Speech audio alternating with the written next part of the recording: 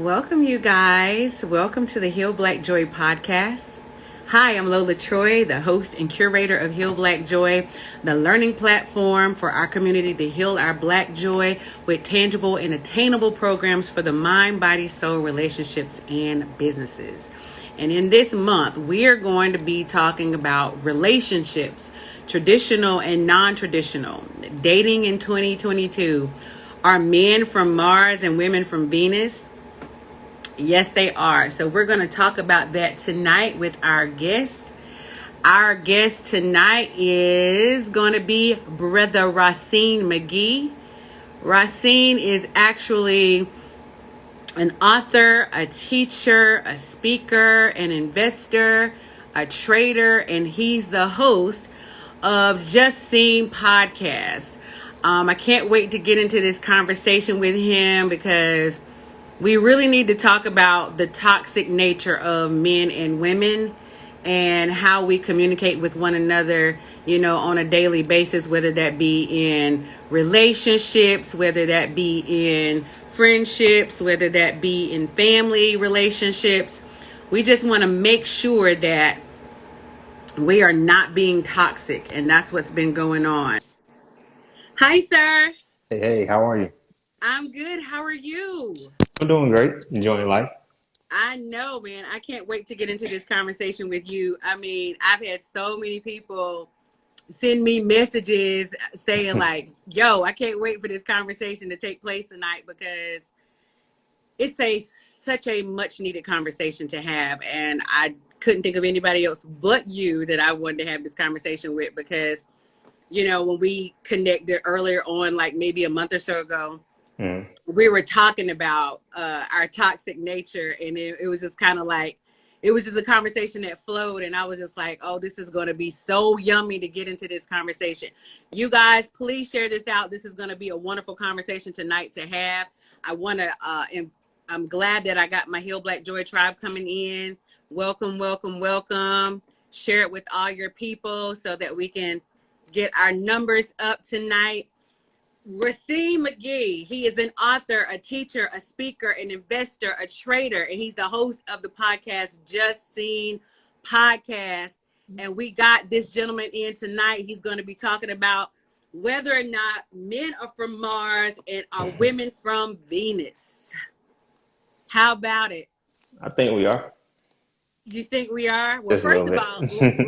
let me just ask you this. How have you been thus far? Been a Um, crazy couple of weeks. I've been pretty good. Just trying to adjust, acclimate to the markets and the different changes and the pivot to that. And taking a break from the podcast because season 7 just finished, so let that marinate a little bit before I go back to season 8. So it's more of a recollecting space, but I've been good. How about you? I've been good, man. I've been good. Super excited about having this conversation with you. We've been talking about toxic masculinity, toxic femininity for a while now. That's been the buzzwords that's been going around. And first of all, I want to give a definition of what both things are. And then I want you to kind of like jump into it and give your insight of what you think it is and how it originated and what we need to do to move forward. Because, this week has been, a little bit crazy when it comes to relationships on social media, people breaking up, folks got things to say about it. Yeah. And we just, we want to insert ourselves and project our own insecurities and thoughts and fears into it. So first of all, toxic masculinity, aka harmful masculinity, is a set of behaviors and values that are connected to a traditional and potentially antiquated understanding of gender roles. That's toxic masculinity. Toxic femininity it's a concept that restricts women to being cooperative, passive, sexually submissive, gentle, and deriving their value from physical beauty while being pleasing to men. So let's talk toxic behavior in men and women. Are we that toxic? Um, I don't think that we so much as toxic as much as it is that we're cultural. Um, Woo! it's hard to really say that it's like toxic behavior when it's culture because it's like there's no reason why so many people should exhibit it if it's behavior. If it's collective, it starts to become a culture. So I think that's where the I guess the starting point needs to be, because as long as we keep pointing out a behavior, like you can adjust the behavior, you can be on good behavior, but a culture, you live that out every single day. So addressing the culture is how we can, really analyze what's going on between us. Addressing the culture. So do you mean like peeling back the layers of our culture? That's where that toxic nature originated, is what you're saying? It's Mm-hmm. cultural. Yeah. Okay. Okay. When you say cultural, you're talking about going back to slavery time. How are we defining it being cultural? I would say it can date back to slavery, but it's at this point it's kind of its own weapon now. It's gotten to the point where it's automatic, and the reason why is because our culture is built off trauma. So if our culture is built off trauma, then our relationships have to be traumatic. Like, Okay, go back. I'm a person that processes kind of slow. mm-hmm. Not kind of slow, but I just need you to say that again.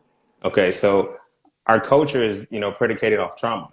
So therefore our relationships are built off trauma. Because the relationship is basically, just playing on words. Ship means to travel. Relation is how you connect. So the way in which we relate, how we travel, that's where we at. You see what I'm saying? So everything is built on trauma. Like, we never had a moment, like, if you look at slavery, Jim Crow, segregation, integrate, like, there was never a point of healing for our people. Never. You know what I'm saying? Never a point of healing for our people. So we get into situations where everything is rooted in trauma.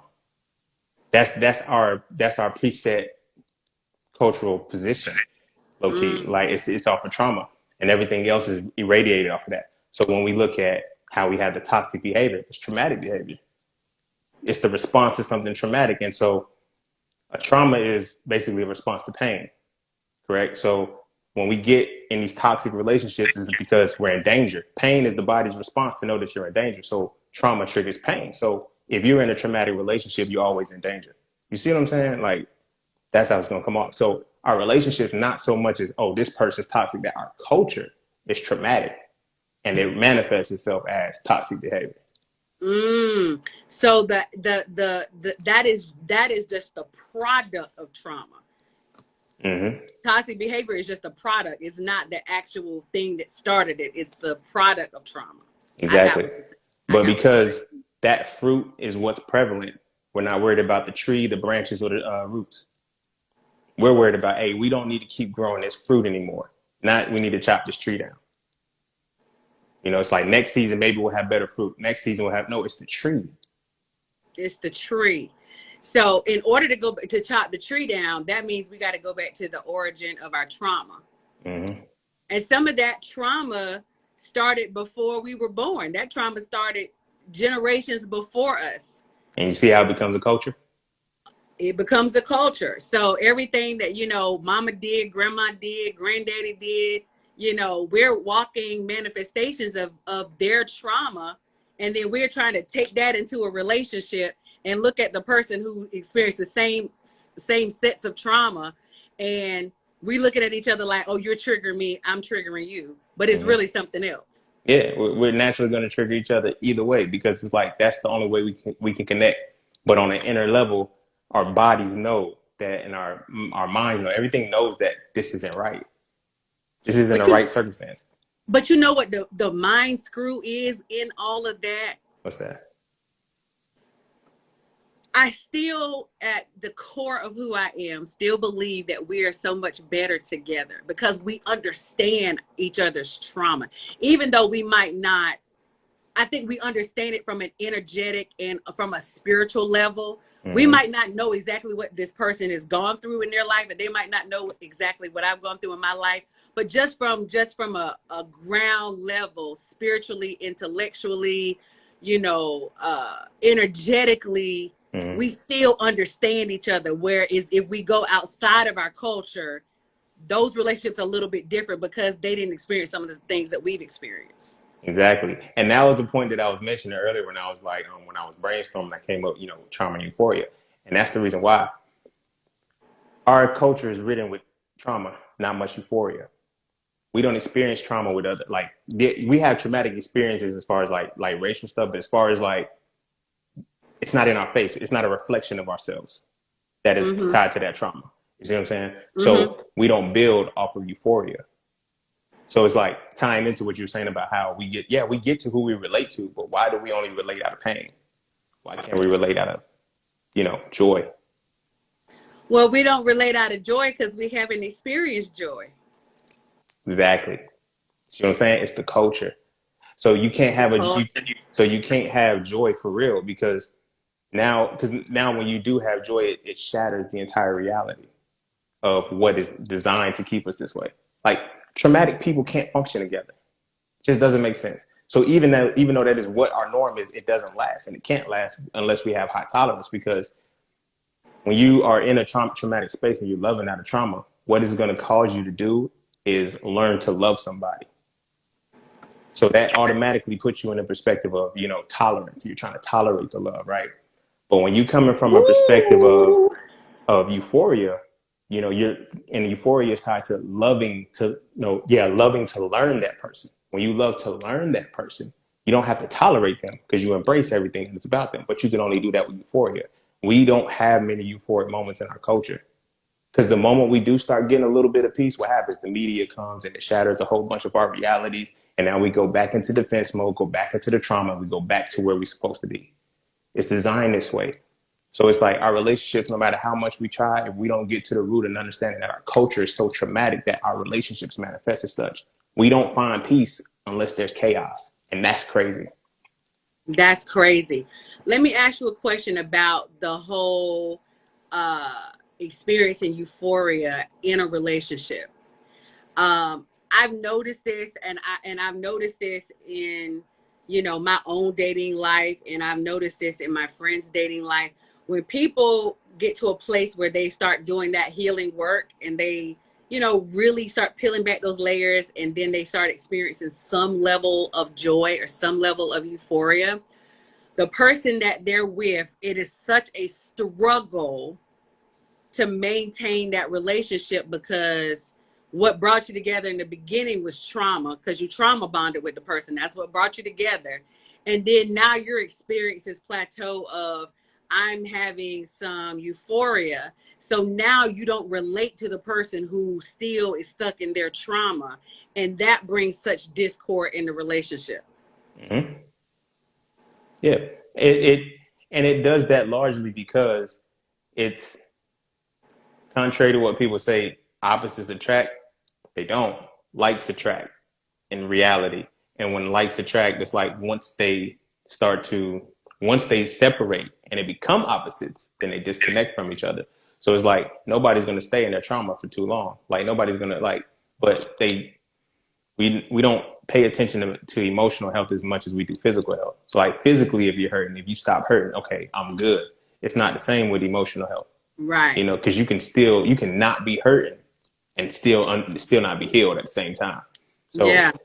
Because of that, when we pretty much bring all of that together to the dynamic of the relationship, it becomes hard to maintain the grounds when you're growing in another person, because that's what made you guys fall for each other. And if your trauma bond, if the love that you like, the moment you two may have fell in love with each other was through trauma, oh, y'all stuck for a long time, and it's not going to get good if you guys decide to heal that trauma and grow from it. You see what I'm saying? Because you have to get to a point where you can channel the euphoria. What do you say to a person who trauma bonded, they've been in a relationship for a long period of time with this person, and they decided to start healing themselves? They recognize there's a disconnect there. Is that something that's salvageable when you are in a relationship with someone who hasn't started their work, but you've already started your work and you're kind of on your healing journey? Is that salvageable? To be honest, I can't really say yes or no to that, but from my personal own experience, it wasn't salvageable for me. Right. Simply because it's like, I like to use this metaphor, right? When you have a boat that's on the shore, right, sitting still, you weigh the anchor down so it stays still. The anchor it holds it down. But at some point, let's say a flood happens and now you got to get in the boat. The waters rise, but the anchor still holds the boat down. Eventually, that anchor is going to pull that boat underwater no matter how high the waters rise. So Mm. if you're growing and you still have somebody who's they once were your anchor, but it was a trauma bond or whatever the case may be, when you start healing that trauma, they're going to keep pulling you down back under the water because your ship can't float anymore. You see what I'm saying? So personally, I don't feel like it's salvageable because if you go to that, if you are at that level, it's like you're no longer even in the space for what made you guys fall for each other in the first place. So you won't see them anymore.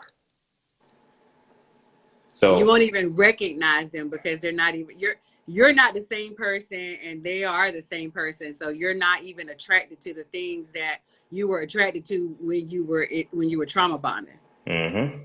Yeah. And that ties into what we were speaking earlier about how you now at that point, because you've been married and now, a lot of things are involved, you have to learn to love that person. Tolerate. hmm Tolerance. Because it's like, I can't do this like this, but for the sake of whatever, I'm going to hold on. You see what I'm saying? And all it does is make the trauma worsen because it's like, nobody's deciding to walk away. So I got a question because I got to go back to this because toxic behavior is cultural. And if Mm, toxic behavior is cultural and our trauma is cultural, and then we end up in relationships based on our trauma, how is it that how can we sustain is it possible? I mean, I'm sure it's possible for us to sustain relationships, but the relationships that are being sustained are the majority of them and the ones that I've seen, and I can't speak for everybody, but the ones that I've seen in my sphere of people that I know, mm, it's a lot of tolerance. It's not necessarily, I love this person, but I'm more tolerating them more so than I'm loving them. mm. Yeah, And they just kind of stay together because they think that's what they're supposed to do. yeah, and that comes from, in my personal opinion, I feel like that comes from the societal standard of people pleasing. Like Woo. a lot of relationships, if you really peel back the layers of failed relationship stuff, but a lot of relationships were built off of making other people feel a certain way. Like some people have stayed in relationships longer than they were supposed to. Some people got in a relationship they weren't supposed to get into just because somebody said, y'all would look good together. Or, you know what I'm saying? Like, oh, you got to fight through it. It's like some things weren't supposed, like that ship, how y'all related, y'all weren't, like nobody knows how y'all are relating. Like people just think like, okay, they look good together, they're cute or whatever. But no, there's a reason why you two are relating. And that's what you're supposed to figure out as a team, why you two are relating to one another.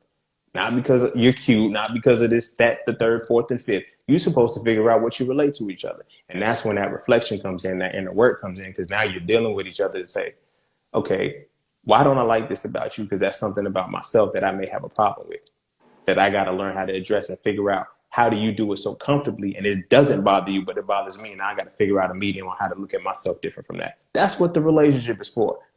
So you end up tolerating people when you're not, that's not your focus. It's, I'm a stun on people. I'm trying to get this wedding ring, or I'm trying to do this. I'm trying to look like I'm this person rather than I liken it like this. It's we have a mentality where we would rather bring somebody, get with somebody that we can bring home rather than have somebody we can go home to. Because That's a bar. Say that again. we Woo! we tend to find people. We tend to find somebody that we can take home, like to family and everything.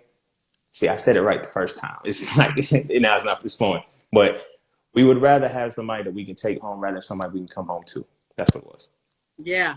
Yeah. And it's like that's why it's like we keep up the appearance and the behaviors on the outside. So everybody's like, oh, this is good.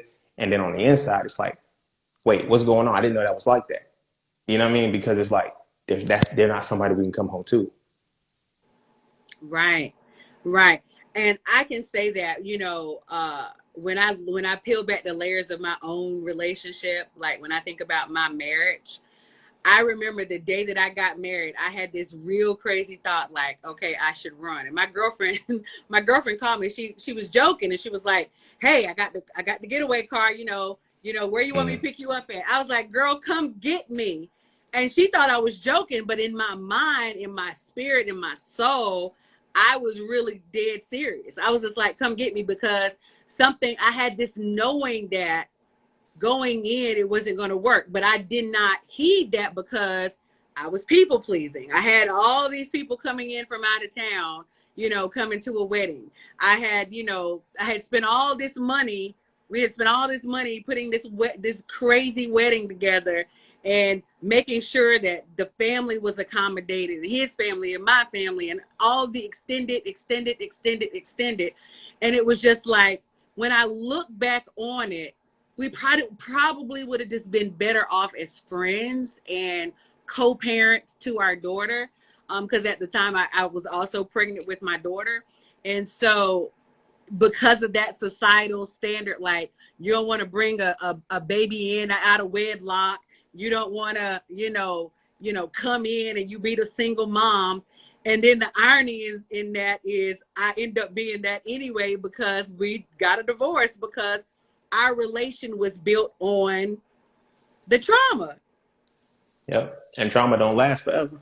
That trauma don't last forever. And it's like, if that's what last forever.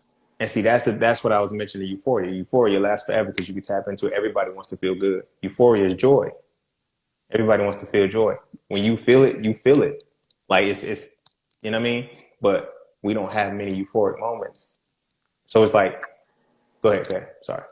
I talk about joy all the time because, the name of my business is Heal Black Joy. Mm-hmm. And I don't know if I told you the story, but I started it based off of the trauma that we were experiencing when Floyd when he was killed on TV. And it was just like, to George Floyd, I was so tired of seeing our trauma just over and over and over again. And I was like, okay, what can I do to promote our joy? What can I do to create content that speaks to our joy?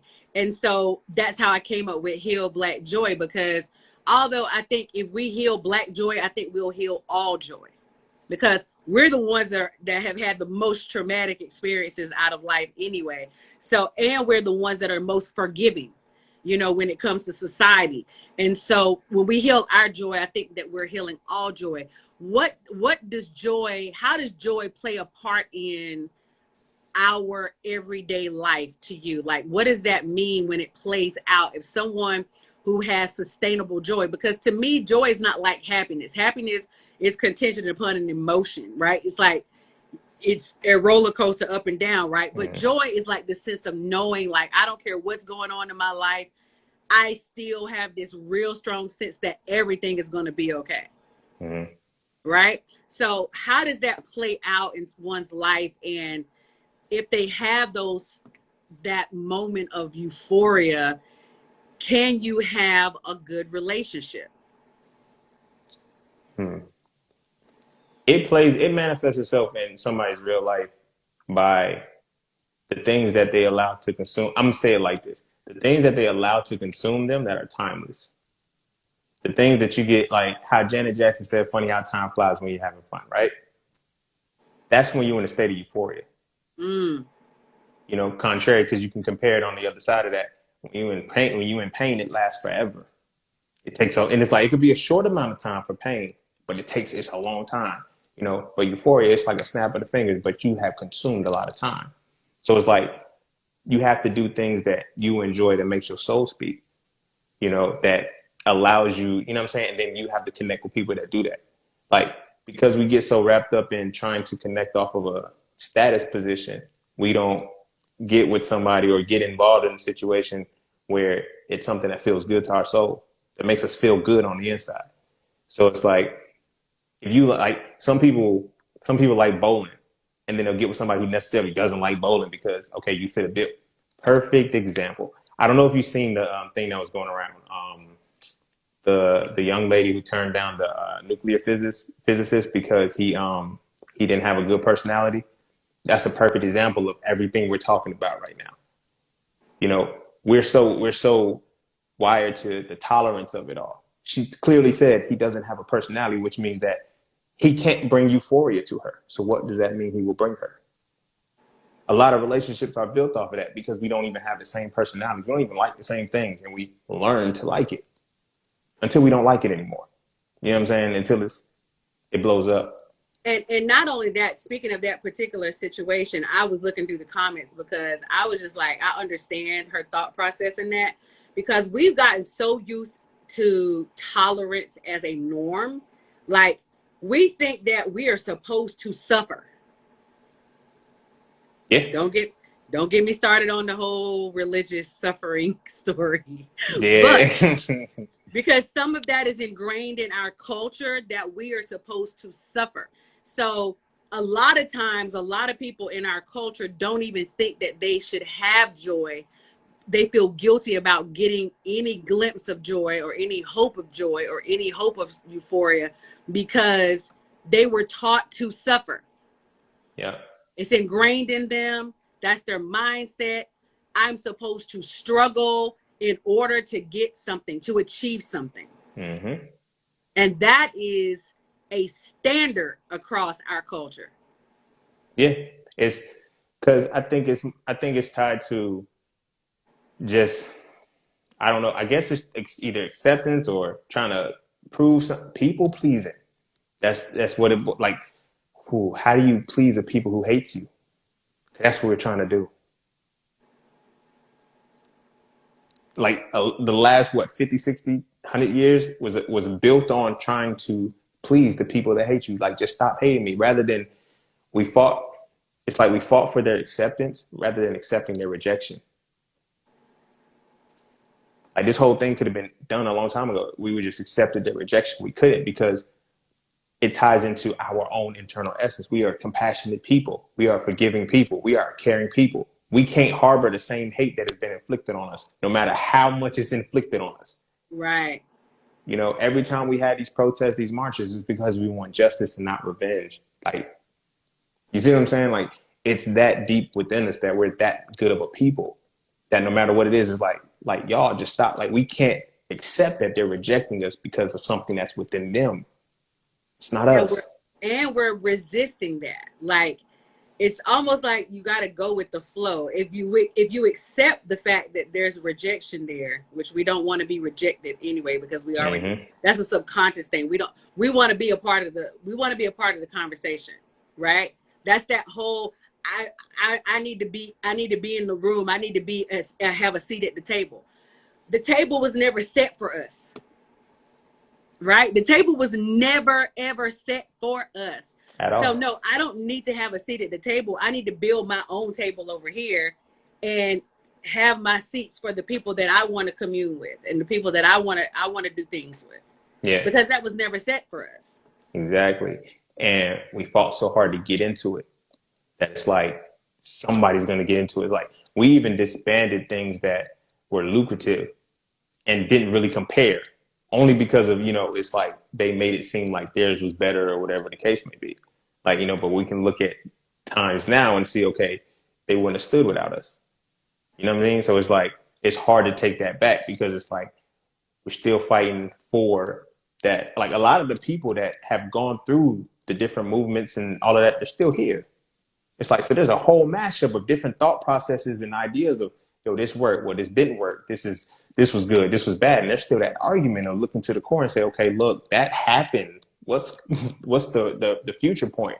And so that ties into, and as it trickles down into relationships, because we arguing about the wrong things.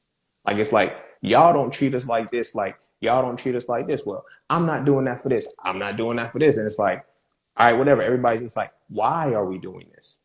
Yeah. Nobody can really answer why. It's like, and this, you got to get to that core root that it's like, oh, we've been like this for a long time. It's not just this generation or the last one or the last one. It's like, it's a culture. And I think toxic femininity is a result of toxic masculinity, in the sense that toxic masculinity, if you're talking about the definition to strip it all back, is this antiquated thought process that was built on white men. It wasn't really built on us. It wasn't really Mm-hmm. built on our men. And this whole, you got to stay at home, you're supposed to cultivate the family while I go out and work. And then women are like recognizing, okay, this is not working because you're doing all these other things behind the scenes, whether you're dating other people, having outside kids or whatever. So I can't trust you in that. So I got to stand up and go work for myself. And then we become super duper assertive, or have we step into our masculine energy. And that's a turn off for men, because we're stepping into our masculine energy, which is more logical and not, is less emotional, which is what our nature is. Talk about how that has become this buzz conversation in podcasts, the Kevin Samuels of the world, the podcast. Somebody asked me a question about Kevin Samuels. This was prior to him passing. And they asked me, well, hey, Lola, were you offended by Kevin Samuels? And I was like, no, because I don't think he was really speaking to me per se. Although I think his last comment was, women that are over the age of 35 are washed up. Well, that would be me. I guess he was talking about me because I'm over the age of 35 and I'm not married. Howsoever, I understood what he was trying to do, but I was taking the thing that bothered me about his messaging was he polarized thought processes that were very antiquated, in the sense that people were listening to him and they were thinking, okay, this is what we need to do. So now, all in the podcast sphere, we're pitting ourselves against each other instead of coming together to have a real life conversation and stripping it all back. So now men on podcasts are talking about what women should do. Women on podcasts talking about what men should do. And we're just pointing the finger, and it's no troubleshooting and it's no solution to our problems. Yeah. Okay. So what I'm about to say is going to be like a little braggadocious, if I do say so myself. But okay, when it comes to the masculinity conversation, like, I'm at a different space with it than everybody else. And the reason being is because, and the reason why these conversations get nowhere is because there's no definition. There's a bunch of descriptions as to what they're supposed to do. And that's where things get played off, because when there's too many details in a conversation, it directs the conversation a whole different way. Because right. when people hear details, they don't hear the principle. So they hear buzzwords and it triggers them to go this way, this way.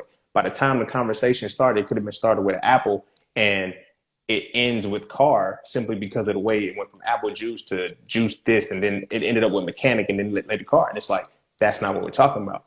But if there's no concrete definition, it's going to be hard to really define it. So I define masculinity as the spiritual, mental, and physical embodiment of the essence of analysis and deconstruction. I define femininity as the spiritual, mental, and physical embodiment of the essence of synthesis and construction. These two definitions define the beings that are men and women on all fronts, the mental, spiritual, and physical level. It's not an attribute. It's not the titles. It's not your job description or anything like that. That's the basic level. But when we know that we have multiple levels of how we're going to do it, and we have different forms of how we're supposed to express our masculinity and femininity, then we can get to the root of that. Because everybody's talking about, the funny part about the whole toxic masculinity conversation is that it's not toxic masculinity. There's no masculinity, period. That's what people aren't really catching. What you're seeing being exhibited from men is toxic femininity. And it clashes with the woman's femininity. I'm going to tell you why. Toxic femininity is simply because if you look at how I just defined it, the spiritual, mental, and physical embodiment of the essence of synthesis and construction, that's femininity. By default, if it's toxic, synthesis and construction turns into destruction. You destroy. Look at the way the world is being run right now. Overrun with wars. Anytime there's a problem, even into the healthcare system, they can never figure out like a simple thing. They have to destroy the whole thing in order to solve the problem. Everything is about destruction. That's toxic femininity. So this is why, in essence, and it's a patriarchal thing. So they come hand in hand.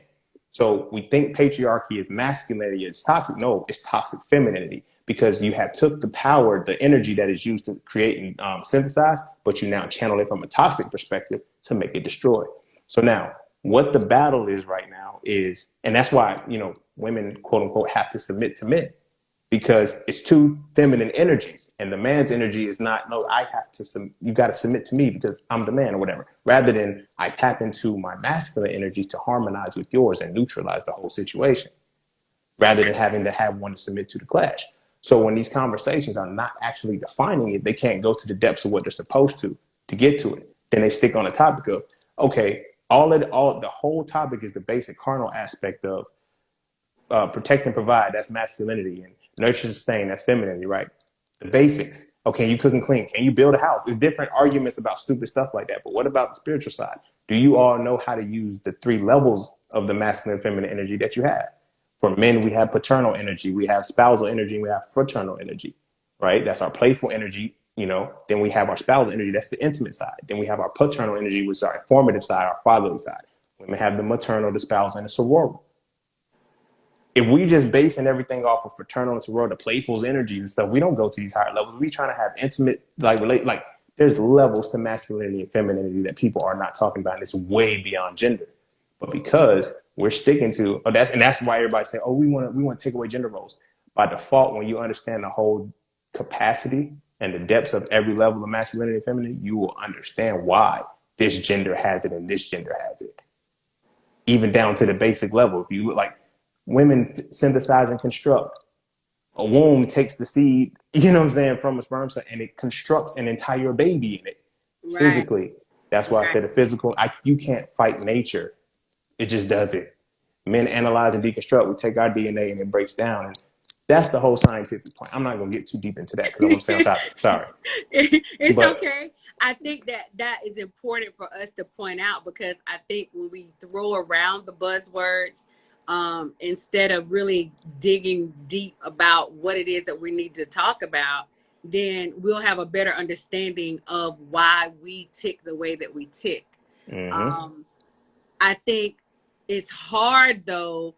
It's hard to have these conversations with people who are stuck in this antiquated thought process about their masculinity.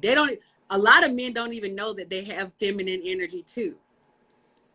Like, we both have masculine and feminine energy, but you can't say that to a real masculine man, and I'm using that word very loosely in the general sense.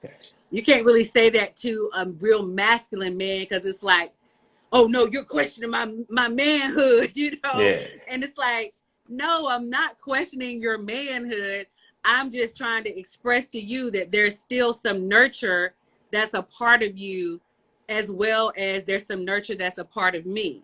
But you can't have that conversation with every man, or you can't even have that conversation with every woman. Yeah, because it's, like I said, it's everybody wants to do their role, but everybody doesn't want to be. Like, the goal of being with somebody is, I don't know if they just left words out because it was too long, to be your absolute self with somebody. Your highs, your lows, your good, your bad. Can you be that with somebody? You know, be yourself in the presence of somebody else continually. That's what the relationship is supposed to be about, because you're going to connect to what you relate with. You know what I'm saying? But people are not being. People are behaving. They're behaving. They're not being. They think that their title is who they are, mm-hmm, and not what they do. But that stems from our culture too, because when you think about us growing up, we got a lot of performance-based love based off of what we were doing.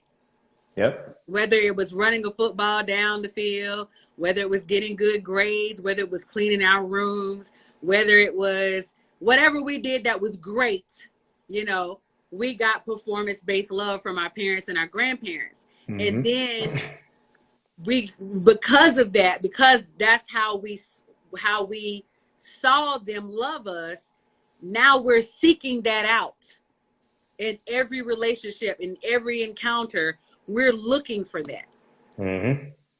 Yep. It's look what I can do. Like, you got to keep watching me. But it's like, you set that standard, and it's like, how do you learn to love somebody?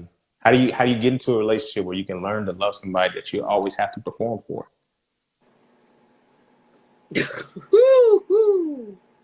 I really take a moment. Like, how do you do that? That's what our relationship structure is built off of. You feel me? I have to learn to love you as I perform and hope that, you know what I'm saying, it's up to your liking or whatever. Because if it's not up to your liking, you can let me go.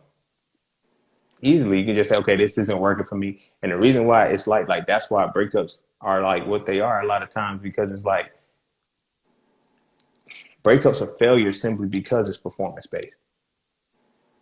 The whole time you were performing and you didn't cut it, and the person lets you know it's like you're not winning, like you lost. And that's like when people cheat. I always say this, and it's like it ties into this now. I'm like, they're like, why do people cheat? I'm like, because they're not winning in the relationship. Why does anybody cheat? Because you're losing, right?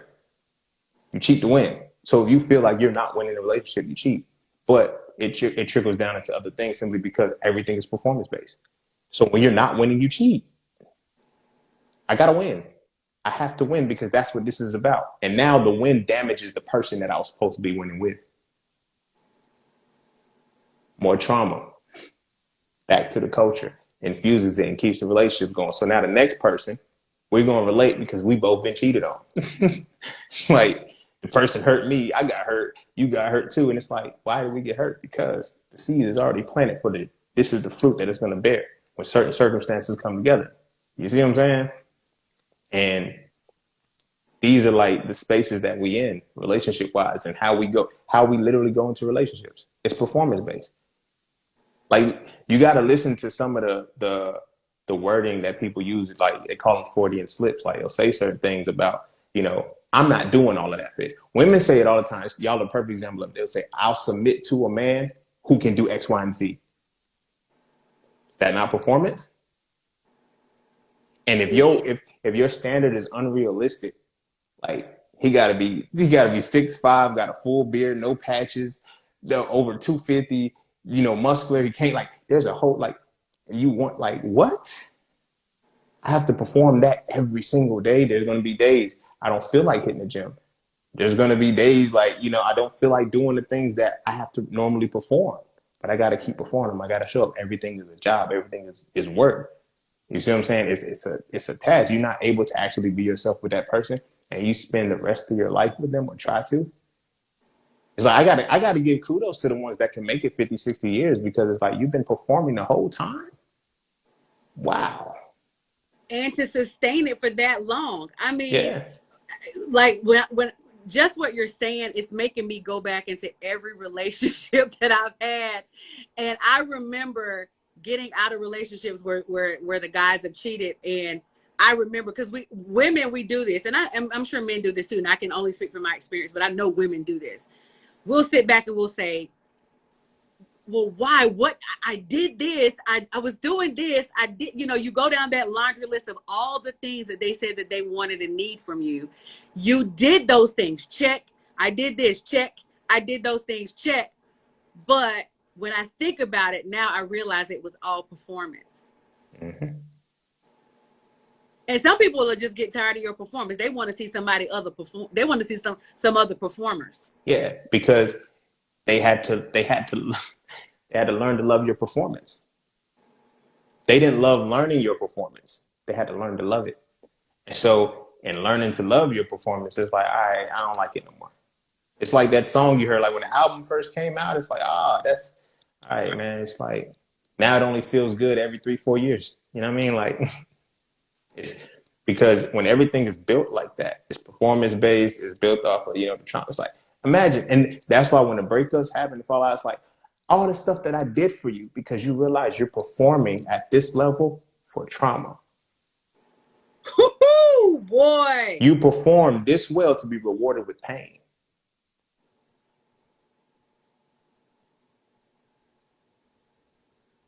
I'm silent. I don't even know what to say at this point because you are blowing my mind right now with that. It's wild, right? It's so wild. That is so wild that when you really peel back the layers, we have been performing for the result of trauma. We're not getting euphoria from it. We're thinking that we're performing for love when we're really performing for trauma. Mm-hmm. And to be tolerated. And to be tolerated and not celebrated. Mm-hmm. Because euphoria is going to celebrate you. Trauma going to tolerate you. Where do you find and how do you find the celebration? Where's the celebration?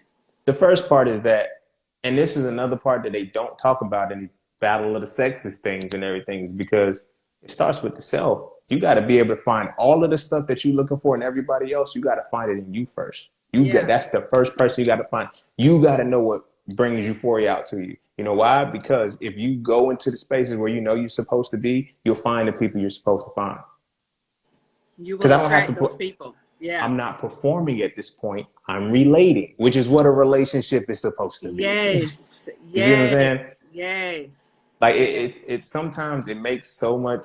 It's hard to realize like how simple it is, but how complex we make it.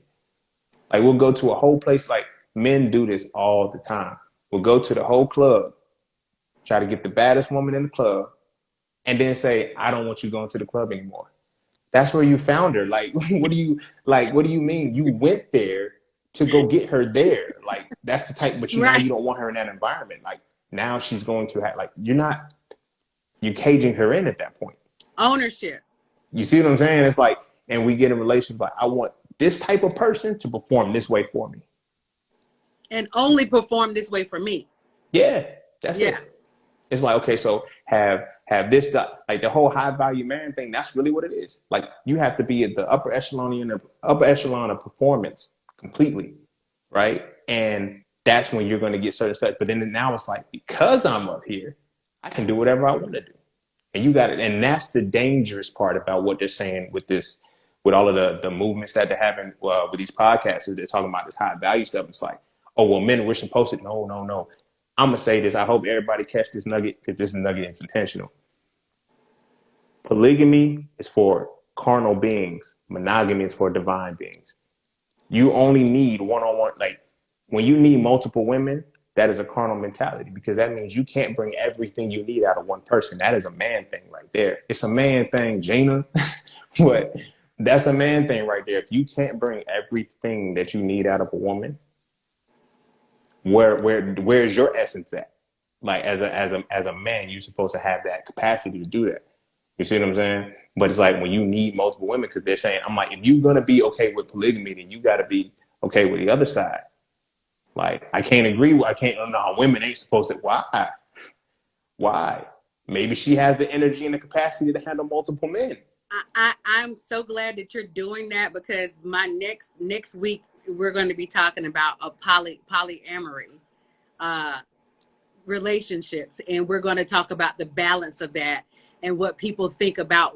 Men really want polygamy. They don't really want polyamory, even though they say I want a poly relationship because they want it to Mm-hmm. be for them. Speaking of polygamy, speaking of alternative relationships, let's jump into some of this celebrity stuff because Mm-hmm. there's been some buzz around Lori Harvey and Michael B. Jordan breakup. I put up a post. I put up a post this week concerning how we are projecting our own toxic nature when it comes to things that we see on social media. We're so quick to tear down the next woman or the next man and not even for a moment consider that they might be hurting or they might not. Who, because everybody's like, Lori's a love him and leave him kind of gal. And Michael B. Jordan, they caught him at the basketball game and, they started making memes on him, not thinking that perhaps he needs a moment to reflect. Perhaps she needs a moment to reflect. And I think a lot of that is us projecting our own thing because a lot of women like, yeah, they're celebrating Lori being able to love him and leave him because of the breakups and the heartache and the heartbreak that they've had that they didn't get a chance to do that with. Yeah. Right. Whereas in men, they're like, oh, who's she gonna date next? Who is she gonna be with next? She's 25. Right. You know what I mean? Like, give the girl a break. She's got money. Her dad is rich. She can date whoever. We're not saying that about her white counterparts that out here just dating whoever and got a Rolodex of men. Let her be. You know what I mean? Mm-hmm. So I think we are starting to project onto our insecurities, our heartbreaks onto other people, not just celebrities, but just other situations that we see based in our own toxic nature that we carry. Mm-hmm. So with that situation, I feel like it's like if I say it's like quadruple standards in that, like it's just so many different layers to it. But to the core of it all, it ties back into, you know, everybody's like they're basing the standard off of the fact that you can learn to love somebody. So the women that's like that are okay, that are cool, that she walked out. Yeah, girl, you took one, you did one for the team, you finally got one back, whatever for all the ones that got us, and then you had the other side was like, Michael B. Jordan is this, that, and the third. Like you said, they're projecting for what they have on the inside, and it's like they're showing that in this moment, I'll tolerate. This is what I will tolerate because this is him. This is what I won't tolerate because of whatever. And this is the core of what we're seeing right now. It's like I will learn to love this man because he's this, that, and the third. Yes. You see what I'm saying? It's like, nah, Yes. I'm not learning to love nobody, yo. We out. Yeah. It's like we out. I wasn't in it. So it's like it's a duality right now being split of knowing, okay, you gotta love learning me, versus girl, you just gotta learn to love him. It's like, you know what I'm saying? It's like you can see women reclaiming that in regard. And it's like now the way in which she's doing it's like, come on, y'all, what she expect? Who do you think taught her the game? Did he not write a book that said act like a lady, think like a man? What do you think his stepdaughter does? She did it the best. Tell me she didn't. To a T, she did exactly what he told her to do. Act like a lady, but think like a man. You can't, like, you know what I'm saying? It's like you can't be in a quandary like that's what, you know what I'm saying, women read the book for, right? So I can dodge these men. She did more than dodge. She won. She played the game better than we did. And let's just talk about that high valued man. That concept that comes from Kevin Samuels is a person who makes a certain amount of money, that can take care of you, do all these things for you, shower you with gifts. What he did with her, he adorned her with all these different gifts and these moments or whatever. But he could have been boring. He could have been caught up in his career, and she decided, you know what, I don't want to tolerate this in my relationship. And it's okay for her as a woman to choose something that doesn't fit her life or fit her lifestyle. Maybe he doesn't have enough time to spend with her. Maybe she wants to, maybe her love language is quality time and touch, and he doesn't have the time or the touch to give that to her. But it goes back to that old saying with the grandma. Well, if he's paying the bills, girl, you just need to stay around and stick beside him.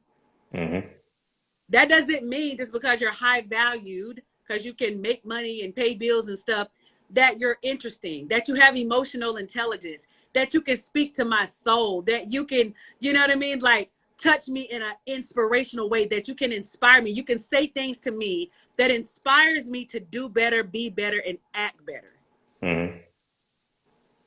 That and that's where it came. Like, I mean, it's like they made it. It was gonna be shallow anyway. It's high value. They put a value to value. Like it's like they told you, like this is the value of what it is to be. And it's not really a high value man, because it's like it's a decoration. It's a decoration because it's like, again, it's a performance. Like, it's funny. This is about to be a joke, but we do all this performance and we wonder why people act like clowns. Like you know what I'm saying? Because you can't, eventually you're going to, like, you can't perform all the time. You can only be yourself. And it's like, you should be yourself where you're supposed to be. I want to get your thoughts on another celebrity. Since you talked about polygamy, Nick Cannon. I've had so many people send me messages like, you need to talk about Nick Cannon. And although I have my own thoughts about Nick Cannon, I think he's a hustler. He makes money. He does a lot of things when it comes to him being an entertainer. Howsoever, when you were talking about polygamy being carnal, what is your thought process on these relationships and having all these kids with all the different women that he's having kids with? I think he's got 4 women pregnant right now. Dang. Yes. Somebody said in the comments, lack of self-discipline. That is, I feel it's a double-edged sword. I'm gonna see it on one point. On one point, yes, it is definitely, the lack of carnal, because it's like, as men, we're taught not to control our sexual urges, not realizing our sexual energy is often creative energy. That's why, like, the older men get, the less creative they get. But that's a conversation for another day. But it's we start to lose our, we don't control our sexual energy, so we don't value it. You know what I'm saying? So we just so off that side, yeah, the carnal side. But he's Nick Cannon. If he can take care of them, I'm not mad. Like, it's not like he just having, you know what I'm saying, kids that he can't take care of. They just go like, no, he can actively be in their lives, support all of them to where they don't want for anything. So I'm torn on that because of, he can afford them. I know, but that still goes back to performance, because yes, he can afford them, but as they get older, they're going to also need some emotional connection to him. And that's going to be a lot to manage as they get older, because you got all these different kids with all these different mamas. And yeah, you got it. You can pay for a nanny, and yeah, you can do this. But at the end of the day, children want emotional connection. I don't care what you say about how much money they got. Yeah, he, pay for this, pay for that. But they're going to want him to show up in their lives, and they're going to have conversations where they want to talk to daddy and sit down and have these conversations. And to chop himself up to 12 different kids at different ages and stages of their life, I just think that's going to be a lot to try to manage. But hats off to him. I think it's irresponsible. Yeah, Tulip Love says it's irresponsible. I think it's irresponsible as well. Yeah, I don't condone it at all. I guess I respect it in the context that he can afford it, but outside of that, it's like it's a lot of stuff it's a lot of stuff as men that we don't learn. We just don't learn it as kids growing up. And sometimes we often say somebody's too old for something, but you're as old as your inner child would allow you to be free. So when you hold on to something that's been ingrained in you, that this is the way men are supposed to be for so long, that's how you do. Like you carry that on. It's hard to grow out of, culture, set behaviors. Yeah, exactly. It goes back to what you said at the very beginning. You feel me? Yeah. This ain't no different than what we see on a regular basis. He's just rich and it's in people's faces. Yeah. Yeah. Absolutely. You see what I'm saying? It's the culture is what creates it. And now, while everybody with the irresponsibility thing, like the culture is oftentimes, it allows us as men to be irresponsible to an extent. So it's like, again, when it's permitted, it's like, all right, don't, you know what I mean? Like, what is there to say? You see what I'm saying? Like, how are we gonna address that? Men got to be willing to address that. Men, they're scared to talk to each other. Like, they love talking to women and talking to, at women and stuff. It's like, talk to each other. Like, this is our problem, bro. Like, you know what I mean? And now I'm peeling back the layers of how do you relate to those people?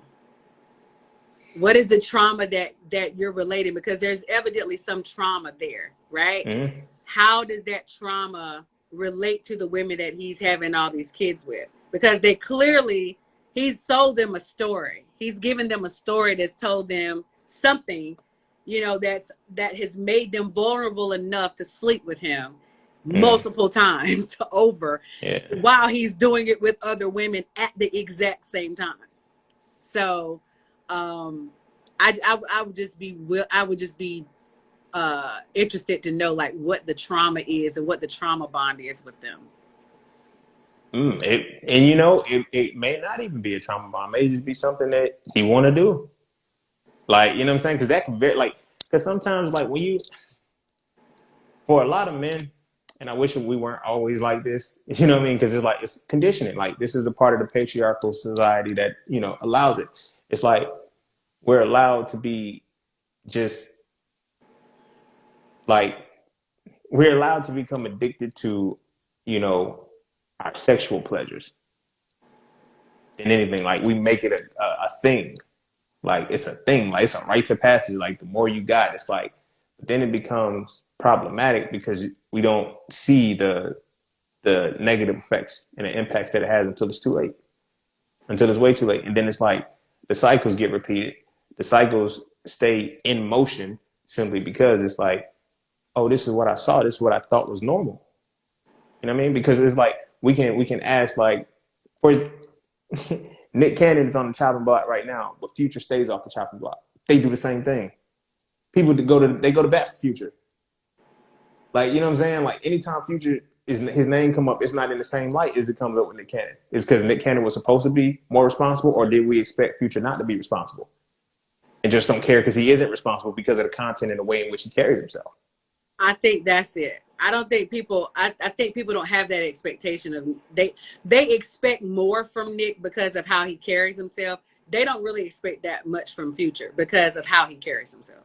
And now imagine going into a relationship knowing that there's a preconceived notion that there's no expectation for you as a man. Why would I perform? Why wouldn't I cheat to win? The expectation's already set for me because it's like there's no expectation for Future, but there was an expectation for Nick because of the way he performed at a certain level. Future's like, all right, it is what it is, but it's like, yo, it's the same rule. It's the same thing. They both have multiple babies, multiple baby mamas, and it's like we didn't expect Future to be responsible. So he wasn't responsible, but it's like, which came first, the chicken or the egg? Was he not responsible first, or was the expectation for him not to be responsible there? Where it's like, I don't even have to perform because there's no expectation for me to. You know, we watch, I think it's more so because we also, like, we met Future when he already had all these baby mamas. We watched Nick Cannon grow up. Right. We watched him, his movies, like, we watched him go through whole life. Yeah. Like, we thought better of you, Nick. We had the expectation for you. But then it's like, so now that goes into the culture. How many people do we not have the expectation for just because they're not at a certain point? Our relationships start is how we are, you know, how we are developed as babies and as kids and stuff like that. And as we grow up, it's like, what happens? Like, that doesn't change. It doesn't go away. Like, a lot of people say, and we, you know, I've said it myself, like, you grow out of stuff. I had to do some real sitting. It's like, you don't grow out of anything. You just forgot you used to do it. Because it can always come back. You may have done other things that may have replaced it, but you didn't really grow out of certain things. That's why habits can come back. Like, you don't really grow out of stuff. Like, and a lot of times those things that we think we grew out of that people have tried to come, like, he's like, yeah, I remember. How do you still remember that you used to do it if you grew out of it? It wouldn't even be in your thought process. Right. You know? But it's like those things that are developed in our, like, we watch the relationships, we watch it on TV, we hear the music, we hear how we're supposed to interact. So all we do is like, okay, this is what entertainment is so important because the word entertain, etymologically, if you break it down, enter means to go in, tame means to hold, and ment means the mind. Entertainment means to go in and hold the mind. So if you look at our entertainment, what does it tell us our relationships are supposed to be? Chaotic. The music that we consume on a regular basis, we hear this all the time. Like, you know what I'm saying? Like, that's the music we grow up to. For the most part, it's our culture because art imitates reality. They only rapping and singing about the stuff that we already experienced. So it's like, when did it start? Where's the cycle at? Where's that root at? Because our relationships play out the same way. Yeah, absolutely. You know? We titled this Men Are From Mars, Women Are From Venus. What about our community? That was a book that came out many years ago. And I thought it was a little clever title for the topic for tonight. What is it about our communication styles that are so different? Even though we can energetically communicate, why is it that we think so vastly different in how we communicate? Because I'm going to tell you one reason right now. Men think before we feel and women feel before y'all think. Okay, say that again. Men think before we feel and y'all feel before y'all think. Now, this is not to say that women don't think, and it's not to say that men don't feel. I'm telling you what the predisposition is for what we do first, right? This is why how I broke it down when I defined masculinity and femininity: analysis and deconstruction for the man, synthesis and construction for the woman. Women feel first, men think first. So when we first start our communication, we already thinking about what you're feeling. So if we thinking about what you're feeling and it kind of contradicts what you're feeling, you feel like we're attacking you. It's like, no, this is what I'm thinking. So it's like you have to be on both sides of that. You have to come to the understanding first. Okay, men think first. So it's like, so for men, I'm gonna start with our side. We can't come to the situation like I'm thought process based. I'm gonna come to her with a thought. Now it's like, yo, this is what I feel. Let me see what you feel. And now let's get to the thought that I have because I know that you're gonna think afterwards. Right? Okay, that is a nugget. Can you just pause, rewind that? Because most of the Hill Black Joy, now granted, I love my Hill Black Joy tribe that are men, but most of the Heal Black Joy tribe are women. So we get to a space and we get to this plateau where we're hitting a brick wall in communication with men. And it's because of the very thing that you just said. So can you break that down again in how we could perhaps introduce this new way of communicating with men? I think we just got to communicate it, like, because it is going to be difficult. Because okay, let me say it like this: because naturally, men think before they feel, women feel before they think. But remember, we're in a state where masculinity is gone. That's in the masculine essence. The masculinity is gone, like at this point. So if like we're as men operating with toxic femininity, we're gonna feel what y'all feeling, but we feeling from a conflicting perspective, naturally. So it was like you can come and just say one random thing and it triggers somebody. Like, what? It's like, why you gotta respond like that? Like, it wasn't even that serious. So when the paradigm shifts back, like on a regular energy space, men think before they feel. So it's like when you come to like perfect example. Women talk about this all the time. You'll send a man like a paragraph long text message and he'll respond back with like 3 words.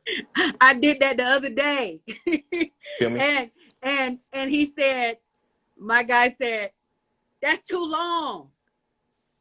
Like Yeah. he said a paragraph is what, 4 sentences? And I'm a writer. So my thing is, I feel I'm gonna give you the psyche behind what I said. I'm letting y'all give y'all a little precursor, but let y'all in on some things. So I was having a discussion with my friend, and I felt some kind of way. Like you said, I was in my feelings. See? And because I write sometimes, because if I say it, I'm going to say it the wrong way. So for me, it's easier for me to sit down, craft what I'm going to say, and write it out, right? Was it a little lengthy? It was like 6 sentences. Let me just be honest. It was like 6 sentences in a text message. He was like, yo, this is too long. And I was in my feelings about it. Yeah. It's either that or we only see the principle. We're only going to see like what's important. I get it. It's y'all feelings. This is how y'all feel. The whole thing is important. But from the way a man processes how, we think, like, we're going to see what keeps repeating itself, because that's the problem. Like, you know what I'm saying? Forget, like, it's like, okay, forget the whole story. Not forget it, but like forget the whole story. We already seen through the whole story. It's like, okay, this is the issue right here. So what are we going to do? I just want to vent. You can't vent to a problem solver. You can't bring a problem to a problem solver and get mad when there's a solution to it and say, I didn't want the solution. I just want to say I have a problem. It doesn't work. I have learned that. So women, please understand, do not vent to your man, vent to your girlfriend. Because a lot of times women, we just want to tell our side. It's not that we need you to fix anything. Men want to fix it. And we just want you to hear us. It's not that we need you to fix it. I just want you to hear me. So are you telling me, and I know this, but I'm saying this just for the purposes of talking to Heal Black Joy Tribe women. They need to talk to their girlfriend. Is that what you're saying? We need to talk to our girlfriend? No. Not all the time. I'm just saying it's like you got to think about how you present the situation, right? There's a natural balance that happens once we start to communicate, right? Because we think before y'all feel. We think before we feel, y'all feel before y'all think. So y'all are coming with emotion off rip. Like, it doesn't necessarily have to be, anger. It could be excitement. It could be anything. Like, y'all come with the emotions. And we already got to neutralize that to get to what it is, because you can, in the feelings, it's like you're feeling the situation with so many different details that come into the story. And it's like, what's the main story? And it's like, yo, you're not listening to me anymore because you haven't even got to the thesis yet. I'm still trying to figure out what you're talking about. You're just so excited. But it's like that comes in with our own, emotional awareness, where it's like, we got to realize y'all feel first. Y'all haven't even, like, you're so excited about what you're saying. You haven't even thought about the whole coherency of what you're saying. So it's like, okay, so so when you come in an event, it's like, not that you can't, but it's like, understand that when you are venting, don't look for like that immediate response of, that you can get from your girls. It's like, it's not, because it's like, okay, so what happened next? And it's like, are you listening? I just told you. It's like, well, it's kind of convoluted. I'm trying to figure out where the problem is. And it's like, oh, it's not a problem. This is just okay, I got you. And that's where our disconnect is, because we need to understand where, okay, this is coming from a space of feeling, not thought. But also, let me say this from a woman's perspective. I think a lot of times women want to share with their dude what's going on because we respect them. We respect their opinion. We respect what they're going to have to say about it because Mm-hmm. we're in this space together. We're in this together. So I need you to know what's going on. So if I'm not, myself when I come home, or if I'm going through something, I don't want you to think that it's about you. It's something that happened at work, or it's something that happened while I was out, and I just want to let you know what's going on. So I think a lot of times men are saying, oh, women are just coming home and this was blah blah blah blah blah. It's like they want to dump their day on them. No, it's not. I just want to share my day with you because I respect you, I love you, I want you to know what's going on with me. Mm-hmm. Yeah, and now that goes back to the very beginning thing we was talking about, right? How when you are building a relationship like that, something as deep as that off of trauma, why would I want to share good stuff with you? Why would I want to hear good stuff about you? And on a subconscious level, I don't even know that's why I'm ignoring it. That's not trauma. That's not what we talk about. We don't talk about pain. We don't talk about, we talk about pain and problems. Whoa, So when you you bring me just something good, I'm blew my not going to hear mind. that. You see what I'm saying? Like, it's going to completely go out. Like, I don't want to hear that. Like, you know what I mean? You two, and it's like, especially if my day was bad and you going to bring me some good news. And it's like, now you can't share it with somebody because it's like, all right, whatever. You know what I'm saying? It's like, when the culture set off with the trauma, we built like, that's why the relationship, like, I came home and I told you that this, that, and the third, and you completely just overlooked it. And it's like, it was euphoria. I don't know how to deal with that. We don't have practice with that. Like, we don't, like, that's what you feel. And it's like, that shows right there. You're not connected properly because pain is not gonna, you're not gonna want to stay in pain. You're gonna want to stay in euphoria though. But then that's when we go off and get into the points of the relationships of, you know, cheating leads to euphoria. It makes you feel good and it's a temporary fix for whatever it is because you don't know how to tap into your own internal euphoria to make it come out of you so you can say, okay, bam, I don't have a euphoric bond with this person. I have a whole trauma bond. We just good at showing like we enjoy the trauma bond that we have. Wow, you just said a whole word right there, sir. Wow. Okay, I need a moment to process. It's 9:15. We have gone so long, but this conversation has been so freaking good. Oh my God. Thank you so much for just sharing your expertise. Your brain is just beyond what I can even put to words right now. I Um, appreciate that. what are you working on? I know you have books about toxic, masculinity, toxic femininity. Talk to us about what you are working on, what you have, where we can follow you. You guys, I pinned his his name in the chat, so you go follow him right now if you haven't gone and followed him, because he always comes with the real. He always comes with the raw. Talk to us about what you're doing. Okay, so yeah, so I have the So Frail series is done. I have that out. So Frail 1 is basically definition of masculinity. So Frail 2 is toxic femininity, basically what we've accepted as men. And So Frail 3 is called masculine divinity, where it is the internal process of the actual healing.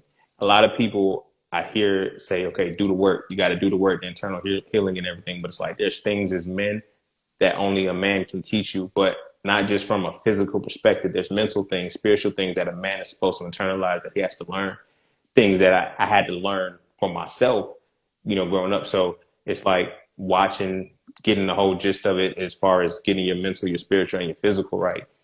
It's tied into, how So Frail 3 played out. So that whole series is basically for us as men. And I kind of titled it So Frail 3 for a purposeful reason, because like if you can't face the title of a book, you'll never face yourself. So that's on my web, on my the link in my bio on my Instagram _just_sing_. I have my master in the market course. I have I'm transitioning into like an ongoing learning module type thing. So it's like teaching you how to understand stocks, forex, crypto, but not just from the space of having to always watch the news and get all these different tips. Like just opening up the charts, looking at it, seeing what it is day by day, and have that proper hookup. My bad. This question kind of caught me. Yeah, I saw it So too. so for real, I do recommend it if you have a 15-year-old son. However, I recommend that you read it first. I do recommend you read it first as the parent. But I do recommend it. Because it's mine. But yeah, I recommend it. But yeah, so Master the Market, it's a course in which you actually get the whole system on how to read a chart. But in reading the charts, you're able to understand the stock market, forex, crypto, because now we're in a space where everybody is pretty much getting involved, but the larger players are still larger players. They're better than that. So I'm taking that into like a one-on-one type thing where it's like only my students can get in. They can, come in with me and we actually go through it every day. So we see how the US dollar is moving because we need to understand how that is moving to understand how stocks move. So I teach that part and we just constantly go over every day so everybody can actually learn it without having to, you know, go through so many of the things that I went through learning it in the process of, getting where I'm at. Right. So that's coming out on June 20th. So there is a sale for Master in the Market if you want to learn it for $65 till Juneteenth. It's my Juneteenth sale. And then after that, we go into the monthly involvement where we do one-on-one sessions. And do I have? And everything else is just on my website. Oh, and my podcast is right there in the background, the Justine podcast. It's called Justine Podcast, Profane Profundity. Emphasis on profane, but extra emphasis on profundity. As she said, I'm pretty much just organically raw with the stuff that I say. So it's like I got a lot of information to get out in the world about multiple things. So I just talk about it. And every Saturday I have So For Real conversations. So if you're not reading the book, you want to tune into So For Real conversation. That's our conversations. That's just for men. And it's not, and I don't want it to come off as the conversation like, we had a male bash and He-Man, woman haters club stuff. And let me say this. The other podcasters, they be messing it up because it's like, when I talk about it, they be like, oh, what are you talking about? Literally everything. But it kind of gets, convoluted because like So For Real conversation is specifically for lifting up the black man. And it's like, yo, bro, come on, we can be better. Like, we don't have to stay in this space like at all. Right. And it's like, that's what I want. That's what I want us to grow to. And so it's like, I have, I just, as they said, like what you didn't have when you were younger, try to be that when you're older. So, Absolutely. Yeah. Oh, and see, I didn't even know what else I did. You can also book a chat with scene session, whatever. That's on the Your link website. in my bio too, as well. You can go through the different packages, texting, voice calls. It's, all in all. But that's the gist of what I am. And Paula Cafe, peace, love, knowledge, and freedom. I love it. I love it. I just want to thank you. I'm humbled just for you even taking the time to come on and share with the Heal Black Joy tribe.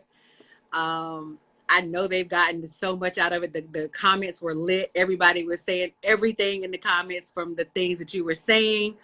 And it was just a good time. We got to do it again. We have to come together and do this again because I think if we start having more conversations like this, just kind of deconstructing some of the things that we say all the time that we think it's the norm to say, the cliche to say, but it doesn't mean that's exactly what it is. And if we start having authentic, truthful conversations with one another, I think we can grow.